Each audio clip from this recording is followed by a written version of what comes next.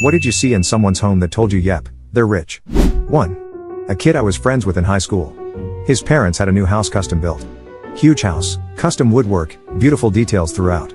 Very expensive. I used to go over and hang out with my friend, swim in the pool, watch movies in their theater, etc. But despite all that, the thing that stood out to me was this. One day, I walk in, and there's a brand new Steinway grand piano in the living room. His mom says she wanted to learn to play the piano, so they bought one. I play piano. Steinway pianos are amazing. They play beautifully and sound wonderful.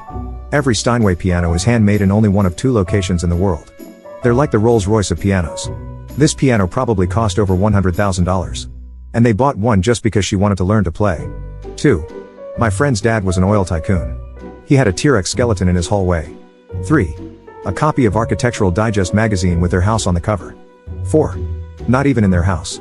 I was driving to their home and was looking for which side street off the main road they were on when GPS said, "You've arrived," but I saw no house. Made a U-turn and realized the side street was actually their 0.4-mile driveway.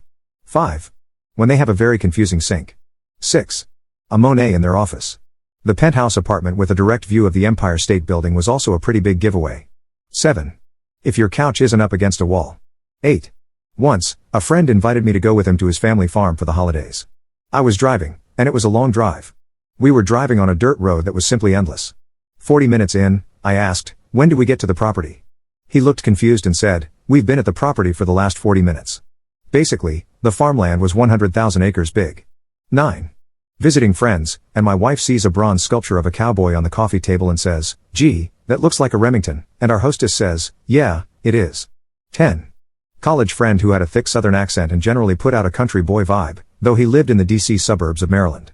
Invited us to his parents' house on the border of West Virginia so we could go skiing at Snowshoe. We figured it would be a tar paper shack. The 3-story wall of windows looking out on 300 feet of frontage on Deep Creek Lake was a giveaway the country boy was not what he seemed. 11. They bought 2 apartments and turned them into one huge unit. Walls were torn down, plumbing was modified, etc. They also had a room with separate temperature and humidity control that was used as a wine cellar. 12. I work in real estate and sold a 4-story warehouse to this guy. He was really laid back and paid like $600,000 for it. I told him I wanted to come back when he remodeled it.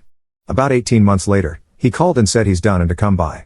The first floor was a bunch of exotic cars, had an elevator. The top floor was his master bedroom, and the roof was his patio. This was the greatest bachelor pad I've ever been in.